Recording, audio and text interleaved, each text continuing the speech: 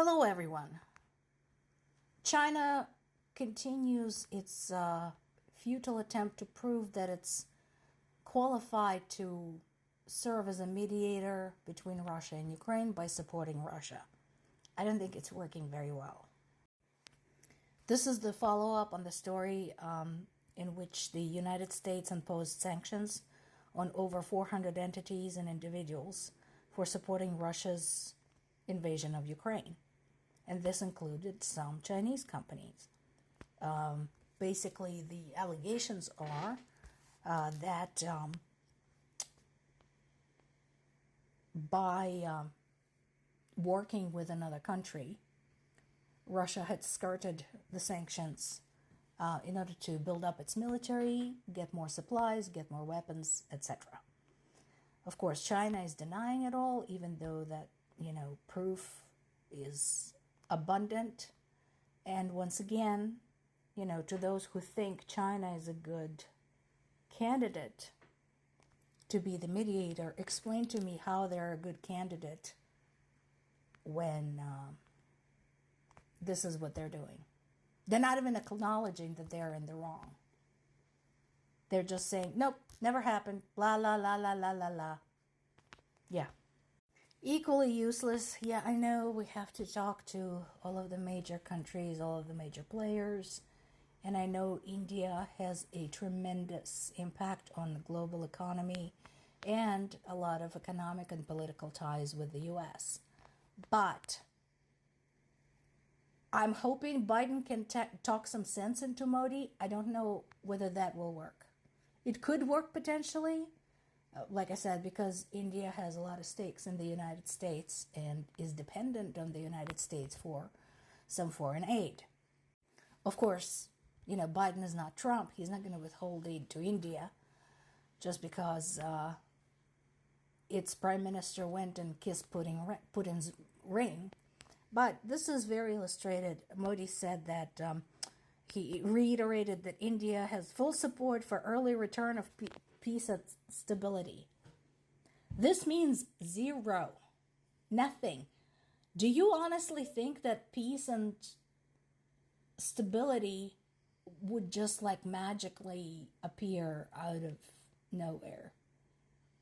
In order to restore peace and stability, I think it's important to address the source of war and instability, which happens to be Russia. So sitting on your ass and prophesizing how much you love peace and stability is not going to do a damn thing, dude. Case in point, why peace and stability are not going to just be restored on their own. As long as Russia is doing this, not going to happen. So if you want peace and stability, you have to talk to your buddy there and find ways to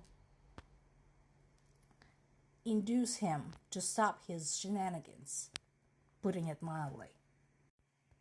As long as Russia is forcing Ukrainian civilians to hide in a metro station, as long as Ukrainian children have to go to school in metro stations, because that's the only safe place for them, peace and stability are not going to be within reach.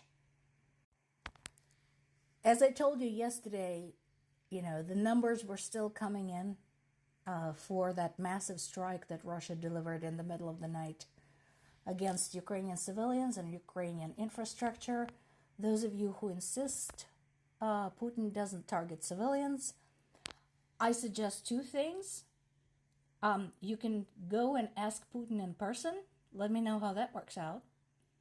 Or you can go to Ukraine and find out for yourself. May I suggest Dnipro, Sumy, even Kyiv. Kherson would be good. Kharkiv, yeah, try it there. So, going back to that strike, there's at least 7 people dead that we know of. There are lots of wounded. Again, we don't have exact numbers because this was truly massive. And, of course, there were massive damages to the infrastructure. There was a nationwide raid alert, as I told you, and rolling blackouts. There was another strike later that day during which a civilian infrastructure building in Kursk was struck by a missile, killing one woman and with 5 more missing, which is never a good sign.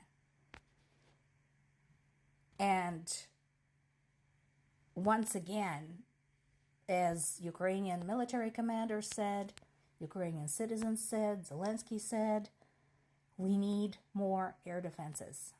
And we need permission to hit Russia with all we've got. Something else interesting, an object, most likely a drone, was observed over the Polish territory. Just a reminder, Poland is a member of both the EU and NATO, and one of the most vocal supporters of Ukraine. Poland has been home to millions of Ukrainian refugees. And I agree, breaching NATO airspace by Russia's drones is irresponsible and potentially dangerous. So what are you going to do? I think, honestly, I think NATO is waiting for something concrete. So far, in the cases when bits of missiles, drones, pieces of drones have crossed over into Poland and Romania, nothing serious happened. Okay? Nobody was killed. There were no major fires. Nothing major was destroyed. I think that's what they're waiting for. I don't know why they're waiting for it, but I think that's what's going on. It's not all bad news. So we had an update on Ukraine's Kursk operation. At this time, Ukraine had captured 100 settlements in Kursk and had taken almost 600 Russian servicemen as POWs. At this time, the figures come from Ukrainian military. If everybody wants to wait to ascertain the accuracy of those from other sources, that is completely fine. I completely understand that. And here's the thing, when talking to General Syrsky, who is now the chief commander of Ukrainian military, he is talking about, one of the reasons behind the Kursk operation is to divert the pressure from Pokrovsk and Kurakhove. Again, totally understandable. And other sides of this, other impacts of this are working.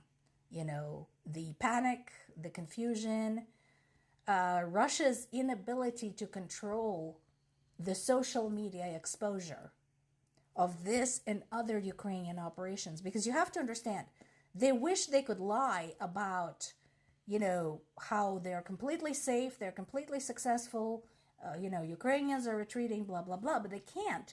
Because every time something hits a military airfield or an oil depot or a military ferry, it's filmed by hundreds of people with their smartphones, posted on YouTube and TikTok and Instagram and Telegram and X, hundreds and thousands of copies, and then gets millions and millions of views. You can't control that. Their own misinformation machine, the social media that they've used so successfully until now, is turning against them by how insidious and pervasive it is.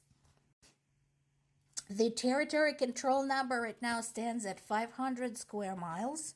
If we want to wait and confirm that from other sources, that's fine. I'm sure there will be satellite imagery coming shortly to show this, to give you an idea how big is 500 square miles. That is actually bigger than the area of Hong Kong. So, more to come.